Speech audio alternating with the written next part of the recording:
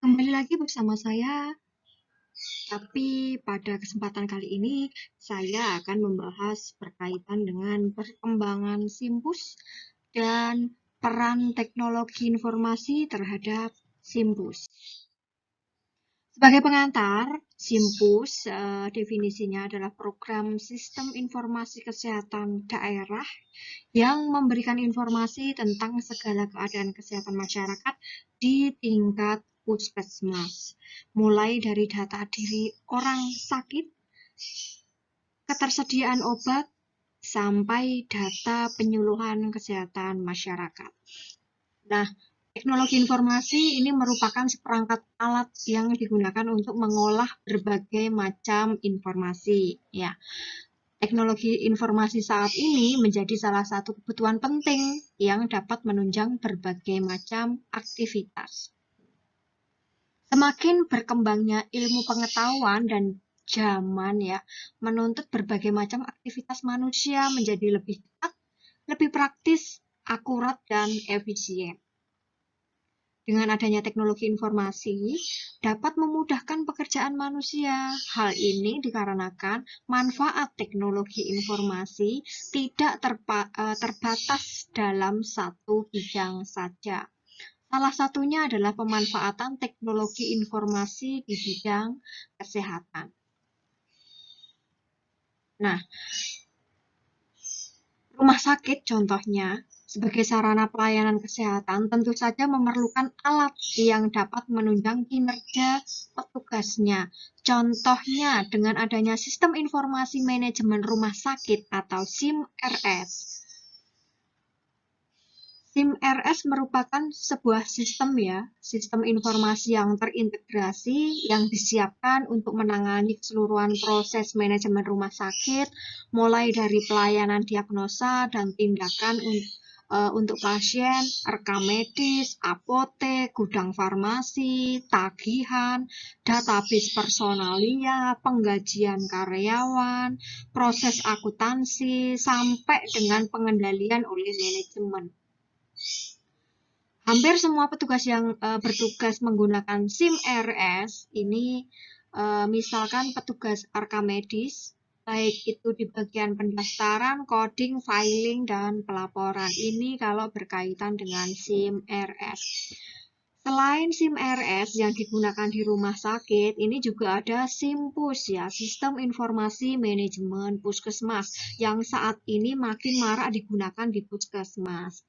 Nah, SIMPUS sendiri merupakan sistem informasi yang terintegrasi yang berfungsi untuk mengolah data pasien yang berkunjung ke puskesmas, seperti anamnesa, pemeriksaan fisik, terapi, diagnosa penyakit, pengobatan, serta pemeriksaan penunjang lainnya yang selanjutnya nanti akan disimpan ke dalam database.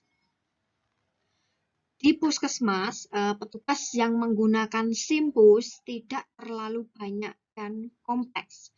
Hal ini dapat dilihat dari isi SIMPUS itu sendiri bila dibandingkan dengan SIM-RS. Walaupun begitu SIM-RS dan SIMPUS ini memiliki fungsi yang sama ya. Saat ini SIM-RS dan SIMPUS sedang banyak digunakan, banyak dilakukan perkembangan ya, karena sudah banyak rumah sakit dan puskesmas yang mulai menggunakan SIM-RS dan SIMPUS tersebut. Tentu saja dalam perkembangannya, SIM-RS dan SIMPUS mengalami beberapa hambatan ya. Kalau ini berkaitan dengan hambatan SIM-RS, kurang siapnya rumah sakit dalam penerapan sistem informasi manajemen rumah sakit, kemudian data yang tersedia belum dalam bentuk elektronik, pergantian kebijakan yang sering dilakukan secara tiba-tiba dapat menimbulkan kekacauan, kemudian pemahaman SDM yang belum merata, koordinasi unit lebih terfokus pada unit masing-masing, serta penyesuaian petugas dengan pola kerja dari manual ke komputerisasi. Nah, kendala-kendala yang umum yang sering dijumpai di puskesmas yang ini berkaitan dengan SIMPUS adalah pertama, infrastruktur puskesmas. Puskesmas memang identik dengan fasilitasnya yang lebih sedikit dan tergolong fasilitas zaman dulu ya. Tidak sedikit puskesmas yang masih memiliki satu atau dua komputer saja dan tidak mencukupi untuk keperluan pemakaian sehari-hari di puskesmas. Mulai dari penulisan laporan-laporan dengan komputer sampai juga menyimpan berbagai data. Komputer lebih berfungsi sebagai pengganti mesin ketik semata. Selain itu, masalah sumber daya listrik juga sering menjadi masalah. Nah, puskesmas di daerah-daerah tertentu sudah biasa menjalani pemadaman listrik ya secara rutin ya, rutin pemadaman listrik sehingga pengoperasian komputer menjadi terganggu. Nah, inilah. Dari segi keamanan puskesmas pun masih dinilai kurang karena sering terjadi kehilangan data dan biasanya puskesmas masih menggunakan bangunan tua gitu. Kemudian selanjutnya permasalahan manajemen. Masih jarang sekali ditemukan satu orang staf atau petugas atau bahkan unit kerja yang khusus menangani satu bagian tertentu. Misalnya, tidak adanya petugas yang bertanggung jawab di bagian komputer. Kondisi ini nantinya akan menimbulkan masalah untuk menentukan penanggung jawab atas data-data yang ada, baik dari segi pengolahan dan pemeliharaan data maupun dari segi koordinasi antar bagian. Kendala seperti ini dapat dijumpai dari tingkat puskesmas maupun tingkat dinas kesehatan di kabupaten atau kota. Selanjutnya, untuk kendala berikutnya adalah SDM, sumber daya manusia. Masalah yang paling sering ditemukan di puskesmas adalah masalah sumber daya. Kebanyakan karyawan puskesmas merupakan karyawan yang sudah bekerja sejak lama, sehingga terbiasa dengan sistem manual dibandingkan dengan komputer. Tidak jarang ditemukan juga petugas puskesmas yang belum maksimal dalam mengoperasikan komputer karena biasanya kemampuan mengoperasikan komputer dipelajari sendiri sehingga tidak maksimal. Belum lagi dengan pemakaian komputer yang dilakukan oleh staf yang tidak pada fungsinya.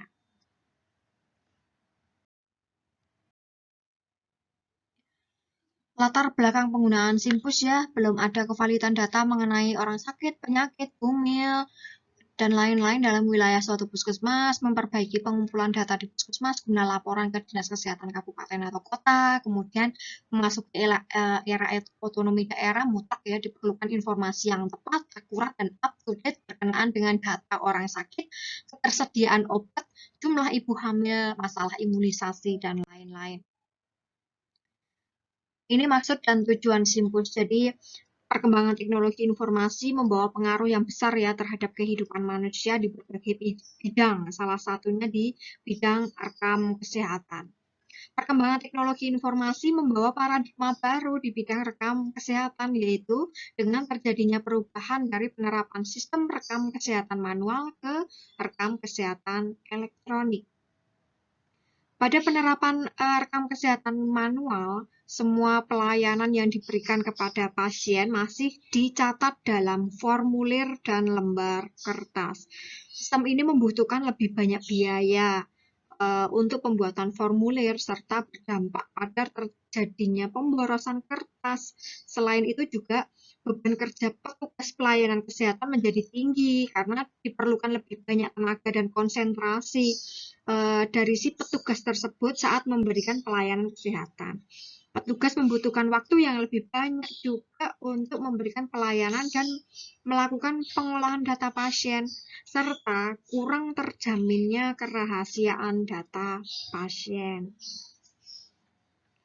Itulah kenapa penerapan Simpus ini juga sangat bergantung pada SDM yang ada di suatu fasilitas pelayanan kesehatan. Semakin rendah pengetahuan petugas terhadap perkembangan teknologi informasi, maka SIM-RS maupun SIMPUS yang diterapkan di Fasiankes itu akan semakin sederhana, begitu pula sebaliknya ya.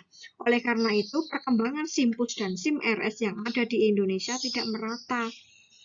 Di daerah perkotaan sudah diterapkan sistem informasi yang canggih, sementara di daerah tertinggal sistem informasi yang diterapkan masih sangat sederhana dan bahkan mungkin di daerah pedalaman masih ada yang masih menggunakan sistem rekam kesehatan manual yang masih bergantung pada kertas.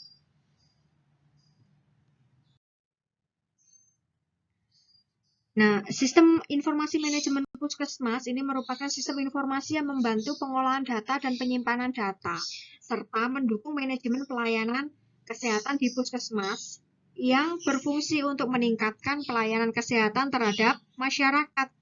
Sistem ini membantu petugas mulai dari pendaftaran pasien ya tadi, kemudian pengisian identitas sosial pasien, pengisian riwayat klinis pasien, penyimpanan data sosial pasien, serta pelaporan puskesmas. Ini pelaporan bisa berupa pelaporan harian, kemudian pelaporan bulanan maupun pelaporan tahunan. Selain itu, kita juga bisa mengetahui data indeks penyakit, 10 besar penyakit, dan lain sebagainya. Namun, tidak semua data pasien disimpan dalam komputer. Ada data riwayat pasien yang disimpan dalam folder. Nah, folder ini berisi data klinis pasien, diagnosis pasien, serta penanganan yang diberikan oleh dokter kepada pasien. Penerapan Simpus di setiap daerah ini berbeda-beda. Ada daerah yang menggunakan atau menerapkan sistem yang sudah canggih ya tadi. Kemudian ada daerah yang masih menerapkan sistem yang masih sederhana. Hal ini tergantung dari kesiapan dari sumber daya manusia atau petugas yang ada. Hal ini dikarenakan tidak semua petugas yang ada di suatu pelayanan di puskesmas merupakan petugas yang ahlinya. Misalnya, masih banyak petugas puskesmas di bagian pendaftaran yang hanya lulusan sekolah menengah atas atau SMA, di mana mereka tidak mempelajari bagaimana caranya memanajemen rumah sakit, misalkan bagaimana caranya menyikapi dan melayani pasien. Ada juga petugas rekam medis yang bukan lulusan dari rekam medis.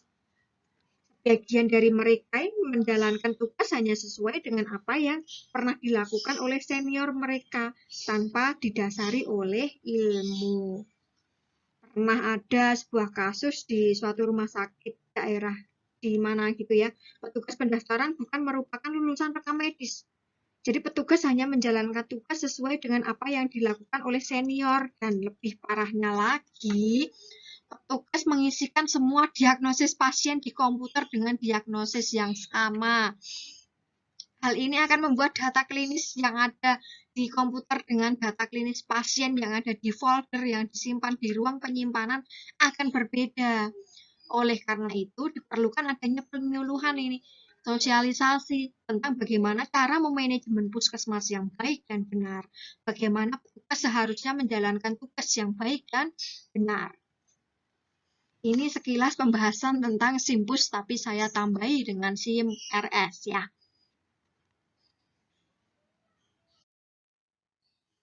Ini berkaitan dengan pentahapan proyek atau pengembangan sistem informasi manajemen puskesmas.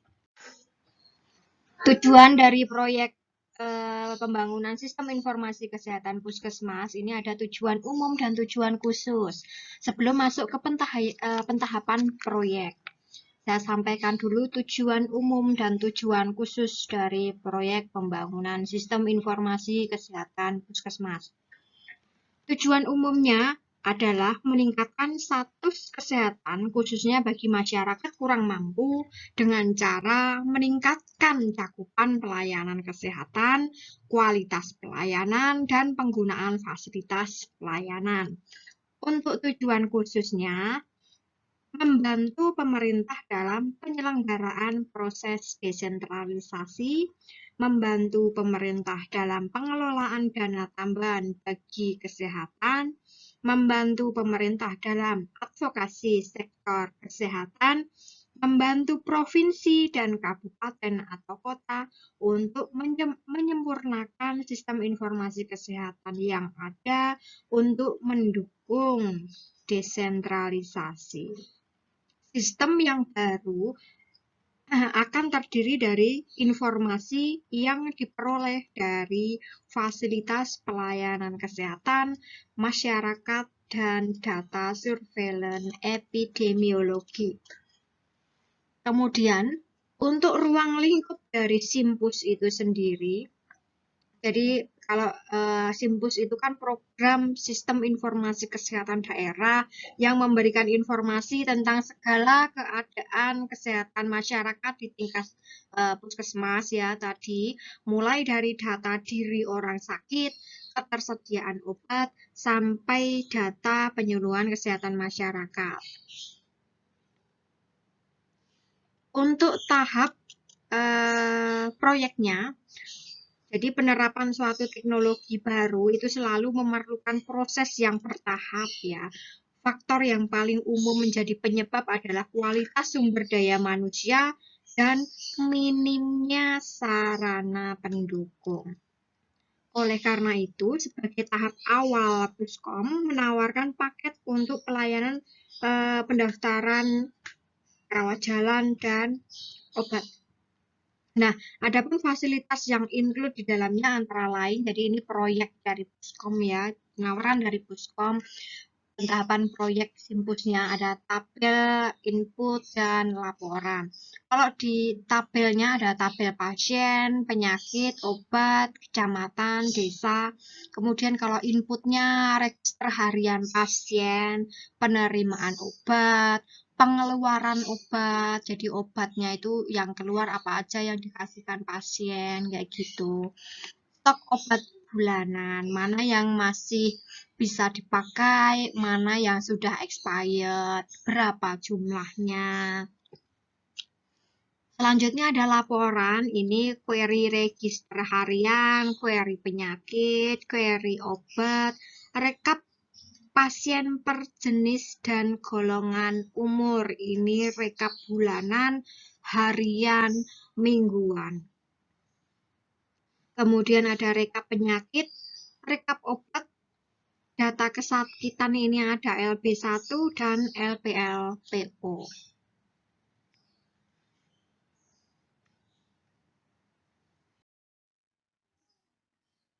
Nah, ini gambaran tampilan Simpus yang diimplementasikan di Dinas Kesehatan Kabupaten Karanganyar. Ini ada tampilan di atas adalah tampilan utama dari Simpusnya. Kemudian isinya ada file menu-menunya ya, menu-menu yang ada di atasnya itu, file, tabel, inputan, kemudian laporan, dan utility.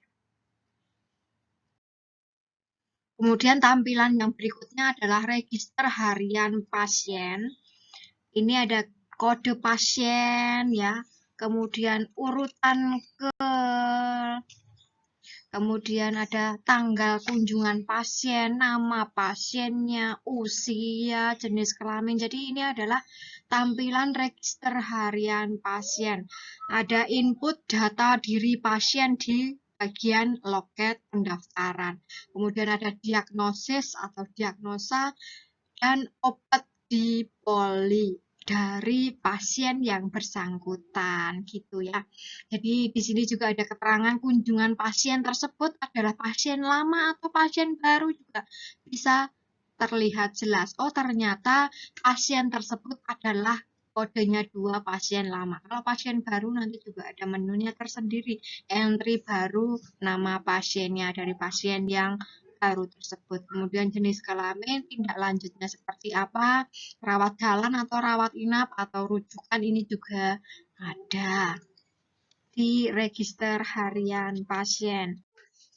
Kemudian tampilan berikutnya adalah tampilan stok bulanan obat.